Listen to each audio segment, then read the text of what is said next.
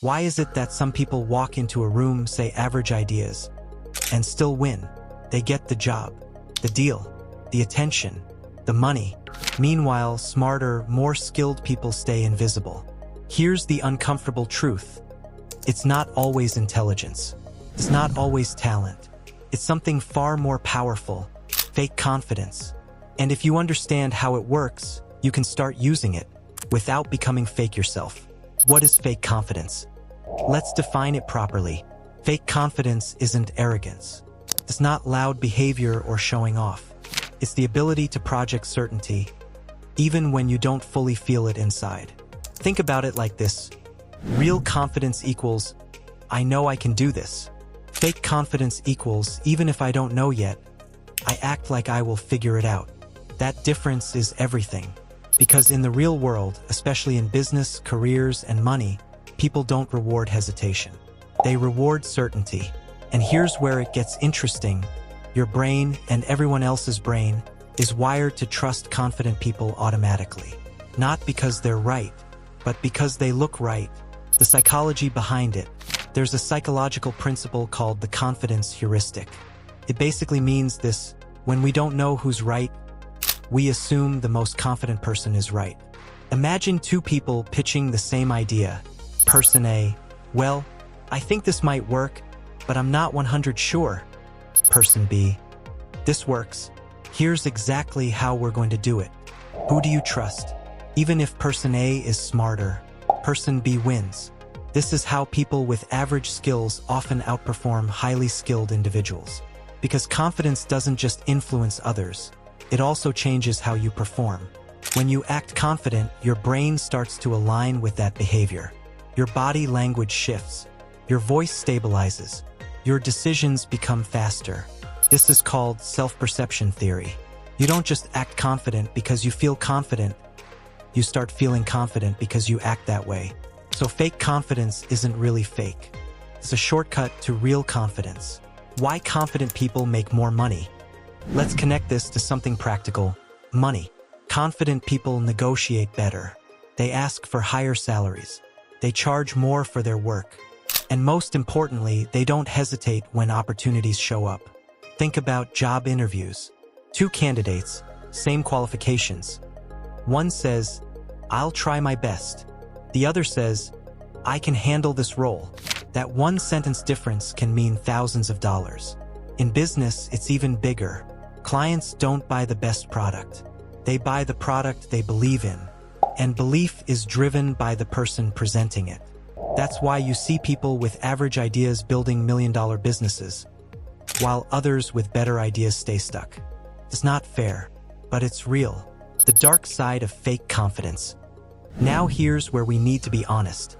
Fake confidence can also be dangerous, because when it goes too far, it turns into overconfidence. And overconfidence leads to bad decisions, ignoring risks, overestimating abilities, making promises you can't keep. You've probably seen this before. People who talk big, but collapse under pressure. That's not power. That's exposure waiting to happen. The goal is not to become delusional. The goal is to use fake confidence as a tool, not a personality. How winners actually use it. People who consistently win understand something subtle. They don't wait to feel ready. They move first and let confidence catch up. Here's what they do differently. They speak clearly even when uncertain. They make decisions even with incomplete information. They take action before fear disappears. Because they know something most people ignore. Hesitation is more expensive than mistakes. You can fix a mistake. You can't fix missed opportunities. So instead of asking, what if I fail? They ask, what if I don't try? And that shift alone changes everything. The first step you can use today. So how do you start using this without feeling fake? You don't jump to extreme confidence. You start small. Next time you speak, slow down your voice slightly. Next time you make a decision, don't over-explain it. Next time you doubt yourself, act as if you already trust your judgment. Not perfectly, just slightly more than before. Because confidence isn't something you wait for. It's something you practice. And the more you practice it, the less fake it becomes. Why most people never develop confidence. Here's the real reason most people stay stuck. They're waiting to feel ready. They think confidence comes first, then action. But psychology shows the opposite is true. Action comes first. Confidence is the result. From a young age, most people are trained to avoid mistakes. School rewards correct answers, not bold attempts. So what happens? You grow up associating uncertainty with risk, and risk with failure. And instead of moving forward, you hesitate. You overthink. You replay scenarios in your head. You wait for the perfect moment. But that moment never comes. Meanwhile, someone else, less prepared, less skilled, steps in and takes the opportunity. Not because they're better, but because they moved. The acting as if principle. There's a simple psychological technique used by high performers. It's called acting as if. You behave as if you already are the person you want to become. Not in a fake, exaggerated way, but in controlled, intentional actions. If you want to be confident in meetings, you don't wait until you feel confident. You sit upright. You speak clearly. You maintain eye contact, even if internally you're unsure, because your brain doesn't fully separate action from identity. When you consistently act a certain way, your mind starts updating your self-image. I guess this is who I am now. And that's when confidence starts becoming real. Body language, your silent advantage.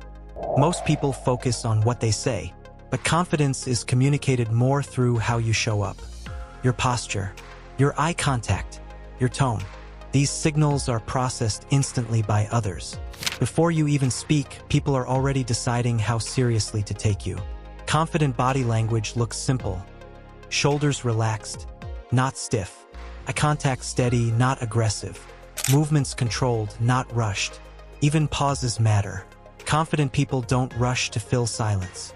They're comfortable with it, and that creates authority, because silence used correctly signals control. Decision speed, the hidden edge. Another trait of people who always win. They decide faster, not recklessly, but without unnecessary delay. Indecision sends a signal to others and to yourself. It says, I don't trust my judgment. And the more you repeat that pattern, the weaker your confidence becomes. But when you decide, even small things, you reinforce a different identity. I trust myself. And that builds momentum. It's like a muscle. Small decisions lead to bigger ones.